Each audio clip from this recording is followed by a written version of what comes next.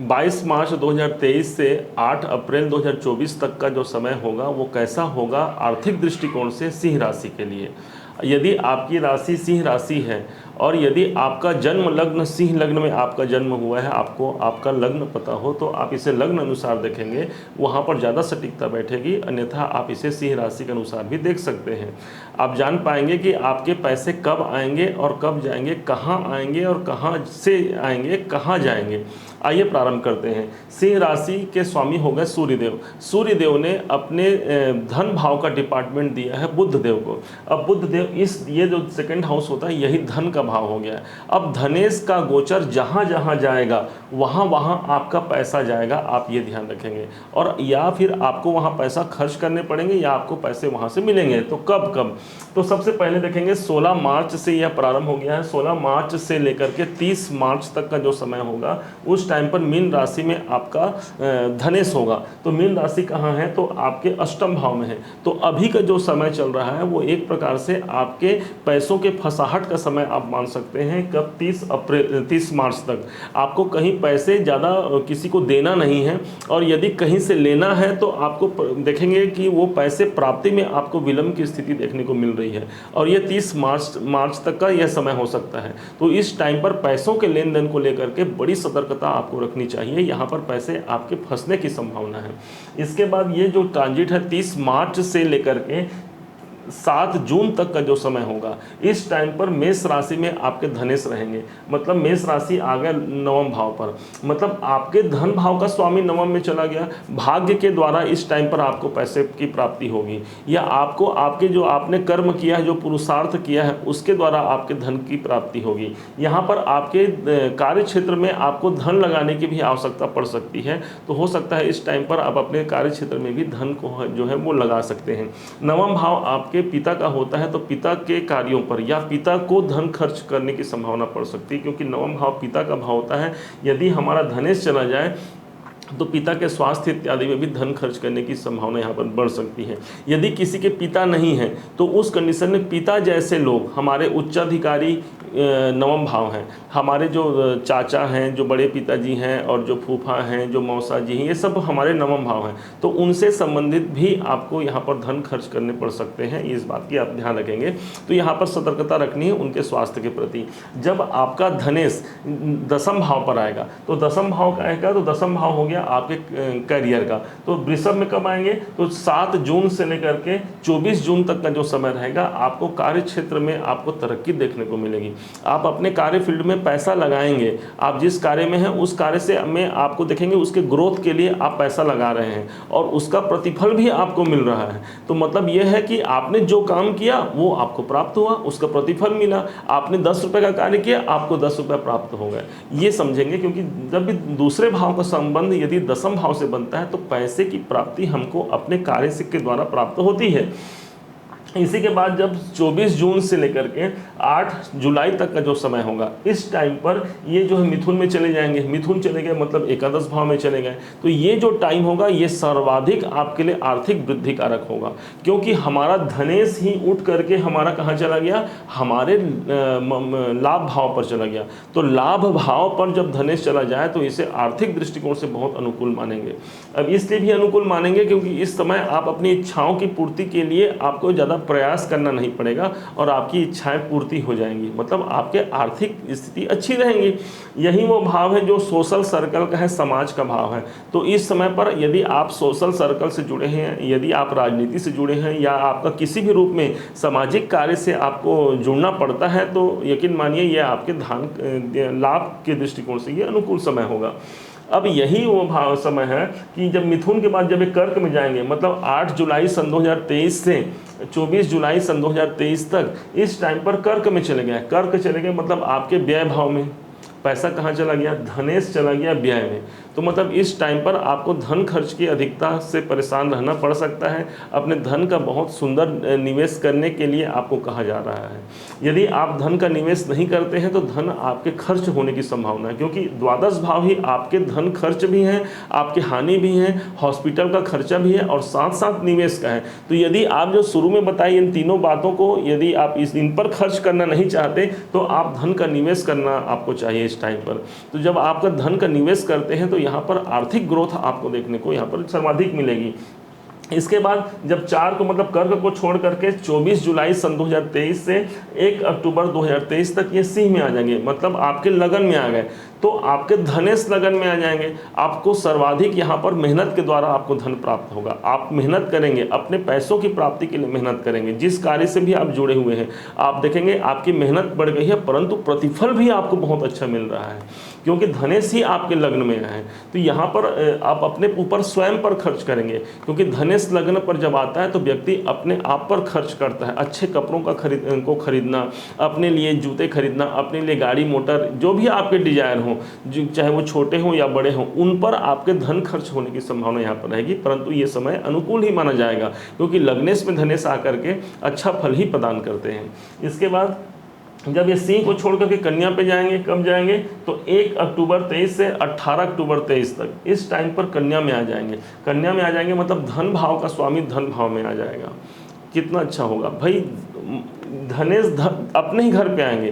तो जब कोई व्यक्ति अपने ही घर पर आता है तो उस भाव की पुष्टि करता है, उस भाव को मजबूत करता है।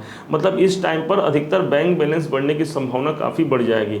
हो सकता है बात सैकड़ों में नहीं, हजारों में नहीं, लाखों और करोड़ों अरबों तक पहुंच जाए। जिनकी जैसी कैपेसिटी रहेगी उस हिसाब से वो बैंक में पैसे निवेश होंगे, बैंक में पैसे आपके जाएंगे, क्योंकि ये स्थान आपका बैंक का है। यदि आप बैंक में नहीं डालना चाहेंगे, अपने घर में भी सेविंग करना चाहते हैं, तो ये वो टाइम होगा जब आपके पैसे सेव रहेंगे, बचत आपकी बढ़ जाएगी और पैसों की आमदनी के दृष्टिकोण से इससे अच्छा समय माना जाएगा।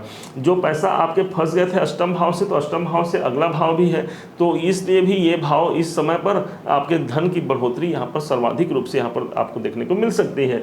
इसके बाद कन्या को छोड़कर जब ये तुला में जाएंगे 18 अक्टूबर 23 से 6 नवंबर 23 तक ये कन्या में चले जाएंगे, ये मतलब ये तुला में चले जाएंगे, मतलब कन्या से अगली राशि पर।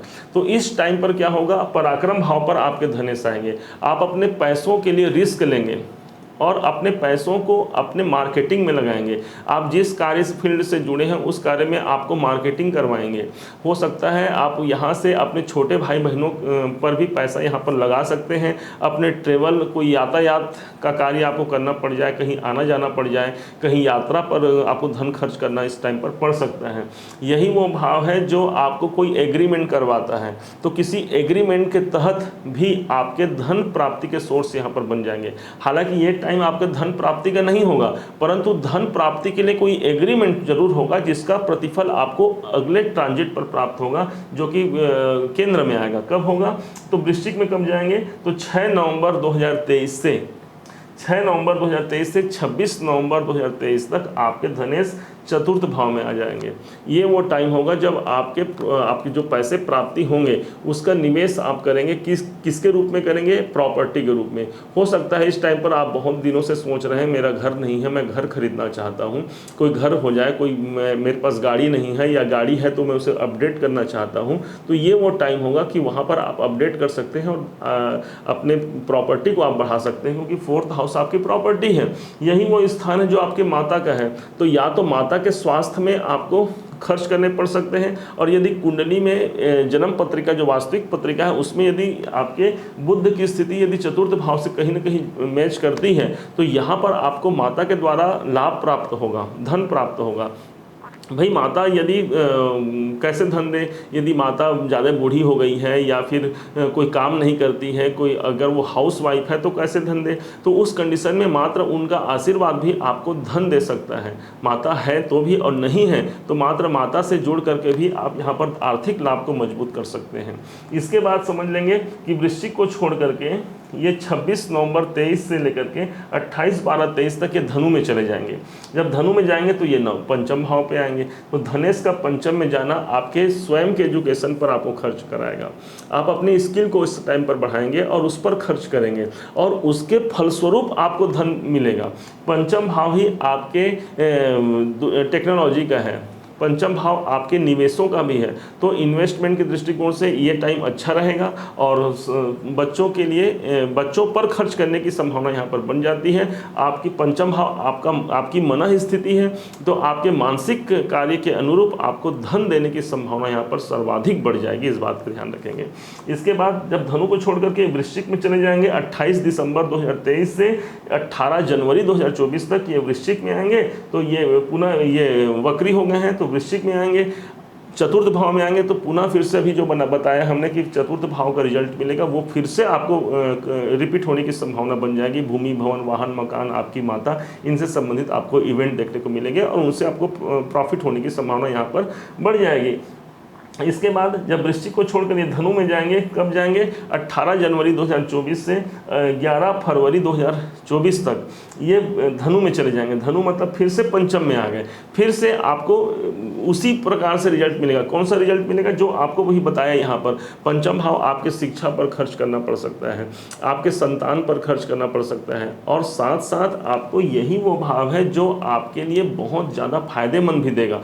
पंचम भाव हमारी लक्ष्मी का भाव भी माना जाता है, तो इस टाइम पर हमको अच्छा खासा मोटा रकम भी यहाँ पर प्राप्त होने की संभावना यहाँ पर बनेगी, क्योंकि लक्ष्मी भाव पर हमारे धनेश आएंगे, तो दोनों का कॉम्बिनेशन बन जाएगा। धन के साथ लक्ष्मी का कॉम्बिनेशन बनता है, जिसके कारण धन लक्ष्मी योग बनता है, जो आपके इस टाइम पर बनने वाले हैं। अब इसके बाद ये 11 फरवरी 2024 से ये चले जाएंगे 7 मार्च 2024 तक, ये चले जाएंगे मकर में, मतलब आपके छठे भाव पर। आपके पैसे रोग, ऋण, शत्रु से बचाकर यदि आप रखते हैं तो अच्छा खासा आर्थिक लाभ होने की संभावना है। इस टाइम पर आपको धन प्राप्ति की संभावना काफ़ी बढ़ जाएगी, क्योंकि 7वां भाव आपके सामने वाला है, आपके जिनसे आपको पैसे लेने हैं वो हैं, आपके क्लाइंट हैं, और इनका व्यय स्थान ये है, तो भाई आपका धनेश आपके व्यय में आएगा ना, मतलब इनके व्यय में आपका धनेश आ गया, मतलब आपकी प्रॉफिट हो गई। तो इस दृष्टिकोण से भी ये समय जो है सर्वाधिक उत्तम और धन प्राप्ति के लिए अच्छा अवसर माना जाएगा। इसके बाद अंतिम है 7 मार्च 24 से 31/3/24 तक की ये कुंभ राशि में गोचर करेंगे। कुंभ मतलब कि आपके सप्तम में बिजनेस में अच्छा ग्रोथ और बिजनेस में से लाभ, बिजनेस से धन प्राप्ति, और ऑलरेडी पहले से यहाँ पर शनि देव बैठे हुए हैं। धनेश, बुध और शनि दोनों का कॉम्बिनेशन अच्छा माना गया है, तो जब इन दोनों ग्रहों का कॉम्बिनेशन अच्छा है और दोनों एक साथ बैठे हैं, तो आपके बिजनेस में ग्रोथ और साथ साथ आर्थिक इनकम दोनों को दर्शाएंगे। उम्मीद है कि इसी राशि के जातकों को यह बहुत भली भांति समझ में आया होगा, और यदि आप मेरे इस प्रयास से संतुष्ट हैं तो लाइक ज़रूर कीजिएगा, अपना कमेंट कीजिएगा, और हाँ, यदि अभी तक आपने सब्सक्राइब नहीं किया है तो सब्सक्राइब करके हमारा आत्मबल भी बढ़ाइएगा। एक बार फिर आप सभी का दिवस मंगलमय हो, इसी शुभकामनाओं के साथ राम राम।